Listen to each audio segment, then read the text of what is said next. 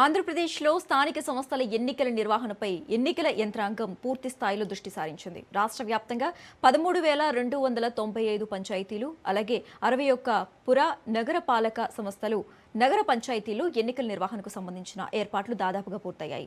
మరోవైపు కోర్టు కేసులు పెండింగ్లో ఉన్న మరో 56 పంచాయతీలు, 62 పుర నగరపాలక సంస్థలకు సంబంధించి కేసులు కొలిక్కి రాగానే తదుపరి ఏర్పాట్లు ప్రారంభించనున్నారు. ఇక కేంద్ర ఎన్నికల సంఘం అందించిన ఓటర్ల జాబితా ఆధారంగా 2026 ఫిబ్రవరి 5 వరకు చేపట్టిన చేర్పులు మార్పులతో పంచాయతీలోని 1.35 లక్షల వార్డులకు సంబంధించిన ఓటర్ల తుది జాబితాల ప్రచురణ పూర్తయింది. ప్రస్తుతం వీటిలో నుంచి ఎస్సీ, ఎస్టీ, బీసీ ఓటర్లను గుర్తించే కీలక ప్రక్రియ మొదలైంది. వచ్చే నెల 7న ఈ వివరాలను జిల్లా కలెక్టర్లు అధికారికంగా ప్రకటించనున్నారు. వీటి ఆధారంగానే సర్పంచులు, వార్డు సభ్యుల స్థానాలకు రిజర్వేషన్లు ఖరారు చేయనున్నారు. అలాగే పంచాయతీల్లో సుమారుగా 1.30 లక్షల పోలింగ్ కేంద్రాల ఏర్పాటు ప్రక్రియ కూడా దాదాపుగా తుది దశకు చేరుకుంది.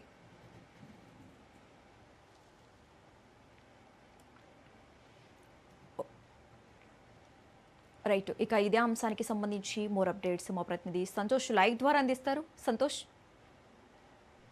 ఎస్, ఏపీలో స్థానిక సంస్థల ఎన్నికలకు సంబంధించి ప్రక్రియ అనేది వేగవంతంగా జరుగుతూ ఉంది. ఇప్పటికే మరొక 2-3 నెలలు అయితే కనుక ఈ యొక్క ప్రక్రియ పూర్తి చేసే దిశగా అయితే కనుక కూటమి ప్రభుత్వం ప్రణాళికలు సిద్ధం చేస్తున్నటువంటి నేపథ్యంలోనే మరోవైపు ఈ యొక్క రాష్ట్ర ఎన్నికల సంఘం అయితే కనుక దీనికి సంబంధించి అధికార యంత్రాంగం అయితే కనుక ఏర్పాట్లు అనేది పూర్తి చేసే పనులు అయితే కనుక పడినటువంటి పరిస్థితులు కూడా కనబడుతున్నాయి. ఎందుకంటే ఈ యొక్క సమస్యాత్మక కేంద్రాలు కావచ్చు, అదేవిధంగా సున్నితమైనటువంటి ప్రాంతాలను సైతం కూడా ఈ యొక్క పోలింగ్ ప్రక్రియ సజావుగా కొనసాగేలాగా ఆ ఎన్నికల అధికారి పునేట అయితే కనుక ఇప్పటికే అధికార యంత్రాంగంతో అయితే సమీక్షలో సమావేశాలు నిర్వహిస్తున్నటువంటి పరిస్థితులు కూడా నెలకొన్నాయని తెలుస్తోంది. దాదాపు రాష్ట్రంలో ఉండేటువంటి 13,200 గ్రామ పంచాయతీలు కావచ్చు, అదేవిధంగా 61 పుర నగర పంచాయతీల్లో కూడా ఈ యొక్క దీనికి సంబంధించినటువంటి అంశాలపై కూడా ఎక్కువగా కసరత్తు చేసే పనులు అయితే కనుక కూటమి ఏదైతే రాష్ట్ర ఎన్నికల అధికార యంత్రాంగం అయితే కనుక నిమగ్నమైనటువంటి పరిస్థితులు కూడా కనబడతా ఉన్నాయి. ఏదైతే ఇప్పటికే ఆ కోర్టులో కొన్ని కేసులు ఉన్నటువంటి నేపథ్యంలోనే అవి కూడా కొలిక్కొచ్చే అనంతరం కూడా దానికి సంబంధించినటువంటి ఏర్పాట్లను పూర్తి చేసే దిశగా అయితే కనుక అడుగులు వేయబోతున్నట్టు కూడా తెలుస్తూ ఉంది. ఒక పక్క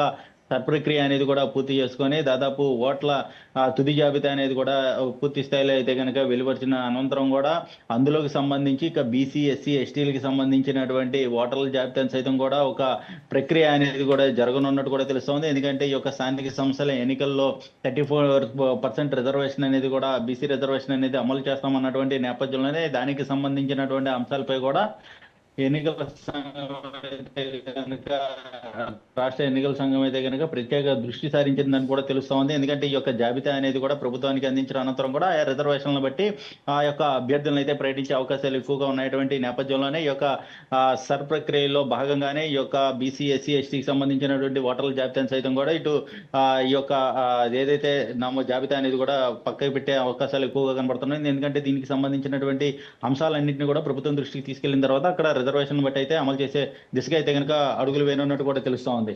మరోవైపు ఇప్పటికే సమస్యాత్మక కేంద్రాల్లో ఏ విధంగా పోలింగ్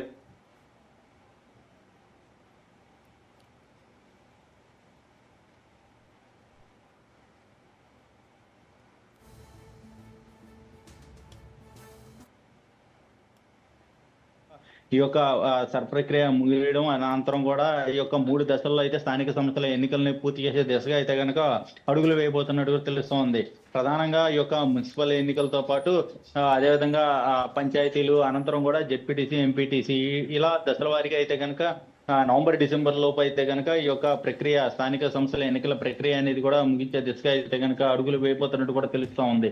ఏదేమైనప్పటికీ ఇప్పటికే రాష్ట్ర ఎన్నికల సంఘం అయితే కనుక ఓటర్ల జాబితాపై కూడా ప్రత్యేక దృష్టి సాధించిన అనంతరం కూడా అదేవిధంగా పోలింగ్ కేంద్రాలపై కూడా ప్రత్యేకమైనటువంటి కట్టుదిట్టమైనటువంటి ఏర్పాట్లతో పాటు అదేవిధంగా బ్యాలెట్ బాక్సులకు సంబంధించినటువంటి అంశాలపై కూడా దృష్టి సారించినట్టు కూడా తెలుస్తోంది. ప్రస్తుతం 50,000 వరకు కూడా ఉన్నటువంటి బ్యాలెట్ బాక్సులు ఈ యొక్క 3 దశల్లో మాత్రం నిర్వహించేటప్పటికీ కూడా దాదాపు 1,50,000 వరకు కూడా అవసరమయ్యేటువంటి బ్యాలెట్ బాక్సులు అవసరం అంటూ కూడా ఇటు అధికార యంత్రాంగం అయితే కనుక చెప్తున్నటువంటి పరిస్థితులు. ఈ నేపథ్యంలోనే పక్క రాష్ట్రాల నుంచి కూడా అవసరమైనటువంటి బ్యాలెట్ బాక్సులపై కూడా కొద్దిగా ఏదైతే దీనికి సంబంధించినటువంటి సమావేశాలు అదేవిధంగా ప్రణాళికలు కూడా సిద్ధం చేస్తున్నటువంటి పరిస్థితులు కూడా నెలకొన్నాయని తెలుస్తోంది. ఇటు తెలంగాణ, అదేవిధంగా ఒడిశా ఇటువంటి రాష్ట్రాలతో అయితే కనుక బ్యాలెట్ బాక్సులపై కూడా చర్చలకి సమాయత్తమైనటువంటి పరిస్థితి కూడా నెలకొన్నాయని తెలుస్తోంది. ఇలా ఈ యొక్క దశల వారీగా నిర్వహించేటువంటి అంశాల స్థానిక సంస్థల ఎన్నికలపై కూడా రాష్ట్ర ఎన్నికల సంఘం ప్రత్యేకమైనటువంటి దృష్టి సారించినటువంటి పరిస్థితి అయితే నెలకొన్నాయని తెలుస్తోంది. ప్రధానంగా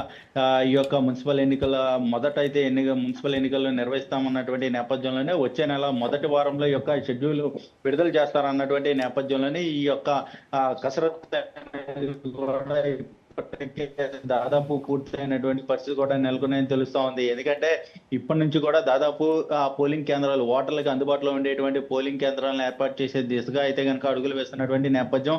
మరోవైపు ఈ యొక్క అధికారులు, అదేవిధంగా ఈ యొక్క పోలింగ్ కేంద్రాల్లో పాల్గొనేటువంటి అధికారులు కావచ్చు, వీరందరినీ కూడా ముందు నుంచి కూడా సన్నద్ధం చేస్తున్నటువంటి పరిస్థితి నెలకొందని కూడా తెలుస్తా ఉంది. ఎందుకంటే గతంలో మాదిరిగా ఇప్పుడు ప్రస్తుతం అయితే లేనటువంటి పరిస్థితి కూడా నెలకొన్నాయని తెలుస్తా ఉంది. ఎందుకంటే స్థానిక సంస్థల ఎన్నికలు ఈసారి ప్రత్యక్ష ఎన్నికల్లోకి వెళ్తున్నటువంటి నేపథ్యం. అంటే మేయర్ కావచ్చు, డిప్యూటీ చైర్మన్ కావచ్చు, ఇటువంటి అంశాలు కూడా, ఇటువంటి పదవుల్లో కూడా ప్రత్యక్ష ఎన్నికలు పాల్గొంటున్నటువంటి నేపథ్యంలోనే సిబ్బంది, అదేవిధంగా పోలింగ్ కేంద్రాలు, అదేవిధంగా ఓటర్ల జాబితా, వీటన్నిటినీ కూడా పూర్తి స్థాయిలో అయితే కనుక అధికార యంత్రాంగం, అదేవిధంగా ప్రభుత్వం అయితే కనుక పర్యవేక్షణ అయితే చేస్తున్నటువంటి పరిస్థితులు. మొత్తంగా అయితే కనుక వచ్చే నెల మొదటగా అయితే కనుక మున్సిపల్ ఎన్నికలకు సంబంధించినటువంటి నోటిఫికేషన్ విడుదల చేస్తారన్నటువంటి నేపథ్యంలోనే అధికార యంత్రాంగం అయితే కనుక ఇప్పటి నుంచే పూర్తి స్థాయిలో కేంద్రాల వద్ద అయితే కనుక ఈ యొక్క ఏర్పాటును పూర్తి చేయడంతో పాటు మిగిలిన కోర్టు కేసుల్లో ఉన్నటువంటి వాటిపై కూడా ప్రత్యేక దృష్టి సారించి ఆ కేసులన్నీ కూడా అయిపోయిన అనంతరం కూడా వాటిపై కూడా ప్రత్యేక దృష్టి సారించడం కూడా తెలుస్తూ ఉంది. Okay, right. Thanks for the updates, Santosh.